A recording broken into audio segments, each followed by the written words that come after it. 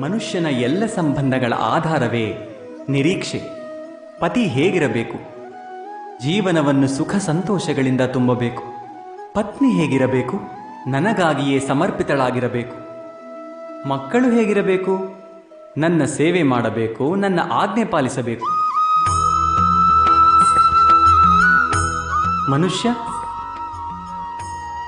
ಮನುಷ್ಯ ಯಾರನ್ನು ಪ್ರೀತಿಸುತ್ತಾನೆ ಎಂದರೆ ನಿರೀಕ್ಷೆಗಳನ್ನು ಪೂರೈಸುವವರನ್ನು. ಈ ನಿರೀಕ್ಷೆಯ ಗುಣವೇ ಹುಸಿ ಹೋಗುವುದು.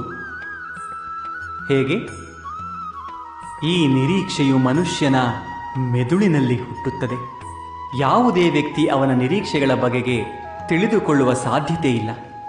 ಪೂರ್ತಿಗೊಳಿಸಬಹುದಾದ ಪ್ರಾಮಾಣಿಕ ನಿರೀಕ್ಷೆಗಳಿದ್ದರೂ ಮನುಷ್ಯ ಯಾರ ನಿರೀಕ್ಷೆಗಳನ್ನು ಪೂರ್ತಿಗೊಳಿಸಲಾರ. ಹಾಗೂ ಅಲ್ಲಿ ಹುಟ್ಟುವುದೇ ಸಂಘರ್ಷ.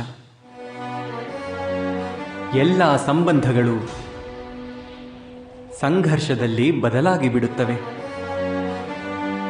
ಆದರೆ ಮನುಷ್ಯ ನಿರೀಕ್ಷೆಗಳನ್ನು ಸಂಬಂಧದ ಆಧಾರ ಮಾಡದಿದ್ದರೆ ಹಾಗೂ ಸಂಬಂಧವನ್ನೇ ಆಧಾರ ಎಂಬುದನ್ನು ಸ್ವೀಕರಿಸಿದರೆ ಈ ಜೀವನ ಎಂಬುದು ಸುಖ ಶಾಂತಿಗಳಿಂದ ತುಂಬಿಕೊಳ್ಳುವುದಿಲ್ಲವೇ?